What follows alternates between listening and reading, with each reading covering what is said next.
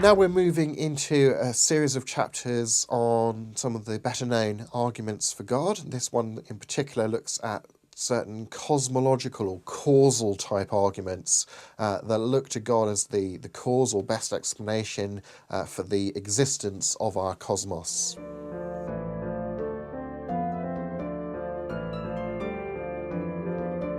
There's no such thing as the cosmological argument, as you'll find out as we go through the book. Generally speaking, there are families of argument that get bundled under a particular name. So under the cosmological argument, there are actually a variety of different types of cosmological argument. What unites them is something to do with the idea about causality for things. What causes the existence of things? What's the ultimate sort of causal explanation for things? Why is there something rather than nothing? Or why did the universe begin, given that it had a beginning? These kind of questions come under the heading of the cosmological argument. The ancient Greek word cosmos meant ordered beauty. So think today of Cosmopolitan magazine, for example, and the connotations that has about beauty. So the Greek word cosmos, ordered beauty, thinking about why is there this cosmos that exists. In terms of looking at the order of it, that would seem to point more towards what we now think of as design arguments. They've obviously got their own name, and this cosmos term has come to be applied to the mere existence of the cosmos. Why is there a cosmos?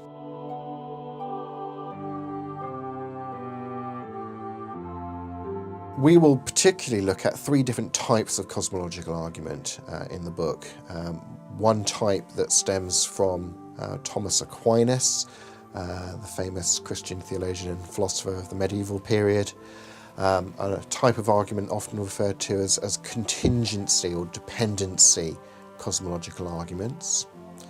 Another type of argument that's very famously associated with the German philosopher Leibniz, often called the Leibnizian type of cosmological argument, which looks at the question of why does anything rather than just nothing exist.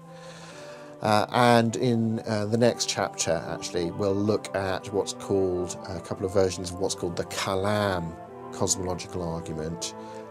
That's an Islamic word that came to be applied to cosmological arguments that have to do with the cosmos having a beginning or a finite past.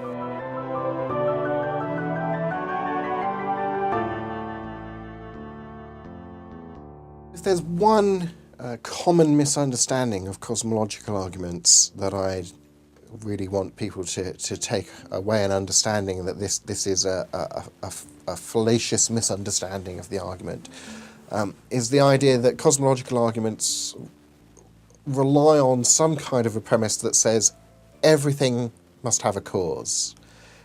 All things have causes. Anything like this. Any presentation of a cosmological argument that has some such premise in it should have alarm bells ringing in your ears, because no serious defender of a cosmological argument uses a premise to the effect that all things or everything has a cause. Because if you use that kind of a premise, it does naturally raise the question of, well, if you say God is the explanation for the existence of the cosmos, what caused God? Because if everything must have a cause, then God must have a cause. But the problem with this, of course, is it's just begging the question against the possibility of an uncaused cause. And you don't want to beg that question in the process of making cosmological arguments. So real cosmological arguments will have premises like that restrict the need for explanation or cause to a certain type of reality. And you might say all effects need a cause, as it were. All contingent realities must have something outside of themselves to depend upon. Or any reality that has a beginning must have a cause outside of itself, or something like this. There'll be some restriction of the causal principle, because otherwise you are invoking an infinite regress of causes. And actually, famously, of course, cosmological arguments tend to frown upon invoking infinite regresses. Say, well, there can't be an infinite regress of causes, so there must be a first one. So no serious cosmological argument is at the same time going to invoke the principle that everything has a cause.